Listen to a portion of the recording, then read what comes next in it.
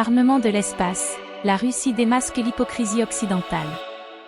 Une résolution sur la prévention d'une course aux armements dans l'espace, présentée par la Russie au Conseil de sécurité de l'ONU, n'a eu que cette voix. Russie, Chine, Algérie, Guyane, Équateur, Mozambique et Sierra Leone, au lieu des 9 voix requises pour être adoptées.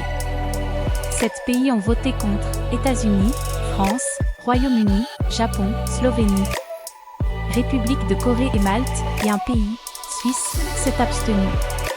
Le Conseil de sécurité n'a donc pas adopté cette résolution qui appelait tous les États à prendre des mesures urgentes pour empêcher définitivement le déploiement d'armes dans l'espace et le recours à la force dans l'espace et depuis l'espace vers la Terre.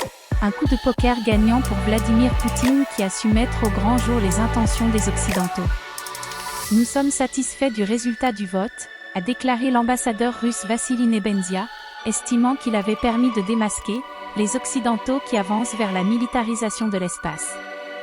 Rappelons que le 24 avril, les États-Unis et le Japon avaient présenté devant le Conseil de sécurité leur propre projet de résolution pour prévenir une militarisation de l'espace, et ne pas mettre au point d'armes nucléaires de destruction massive spécifiquement conçues pour être mises sur orbite autour de la Terre, installées sur des corps célestes ou placées de toute autre manière, dans l'espace extra-atmosphérique.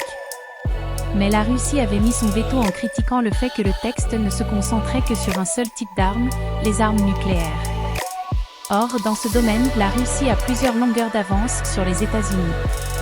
Le nouveau projet de résolution présenté par la Russie et la Chine, qui reprenait en partie le texte bloqué en avril, appelait en plus tous les États membres, surtout ceux qui ont des capacités spatiales, à prendre des mesures urgentes pour empêcher à jamais le placement d'armes, quelle qu'en soit leur nature, dans l'espace et la menace ou l'utilisation de la force dans l'espace. En présentant le texte, le représentant de la Fédération de Russie a affirmé que Moscou a décidé de donner aux pays occidentaux une nouvelle opportunité non pas en parole, mais en acte, de démontrer la nature pacifique de leurs intentions.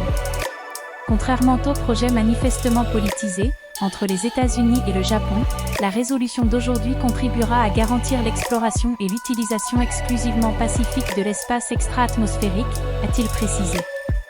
Il y a 3 mois, le président russe Vladimir Poutine avait affirmé que Moscou était catégoriquement opposé au déploiement d'armements nucléaires dans l'espace, après que Washington a accusé la Russie de développer une telle arme anti-satellite.